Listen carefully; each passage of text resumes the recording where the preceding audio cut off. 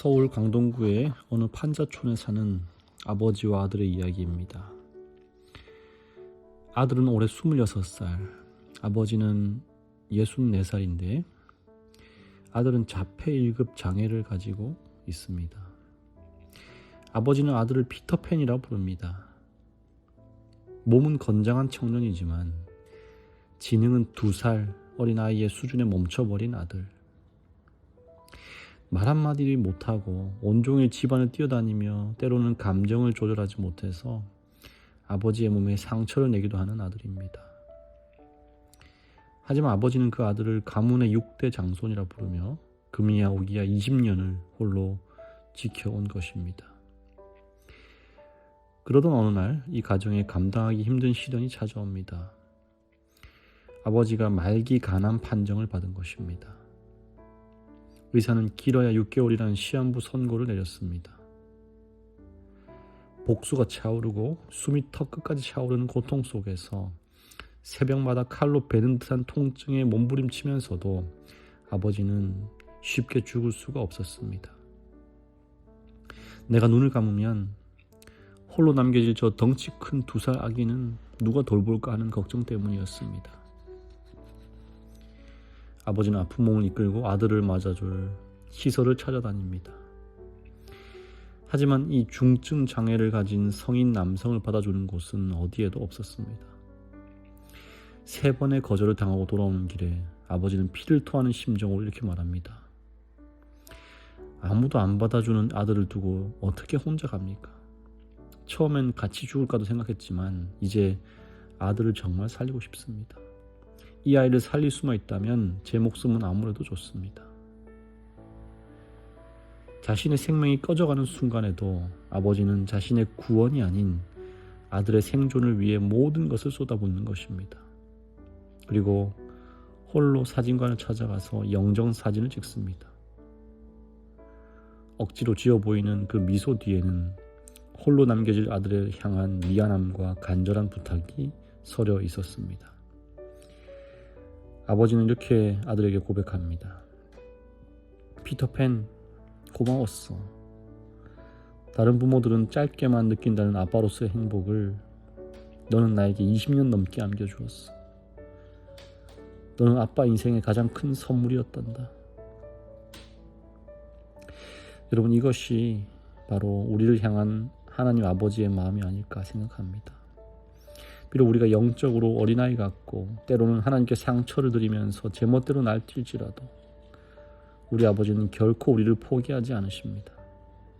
자신의 생명을 내어주면서까지 우리를 살리고 싶어 하시는 그 간절한 사랑, 그 사랑이 오늘 우리를 살게 하는 것입니다. 그래서 바울은 에베소서의 마지막 장에서 이렇게 말합니다.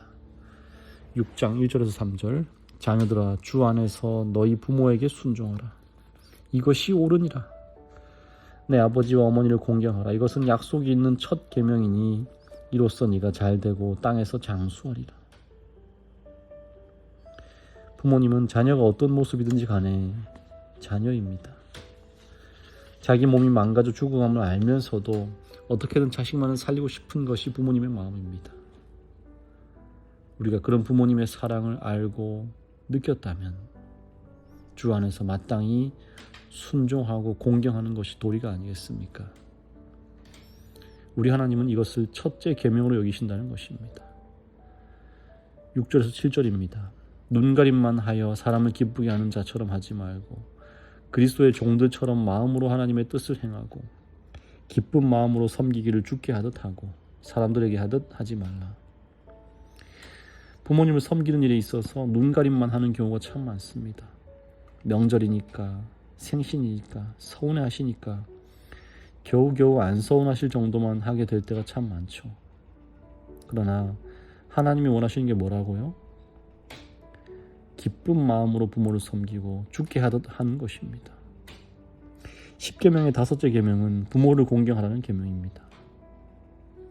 루터는 이 계명을 주석하면서요, 부모님을 하나님의 대리자라고 말했어요. 그리고 이 계명은 사람과 사람 간의 계명, 즉 대인 계명 중에서 유일하게 약속이 주어져 있는 계명입니다. 그 약속이 뭐예요? 그리하면 내 하나님 여호와가 내게 준 땅에서 내 생명이 있길리라.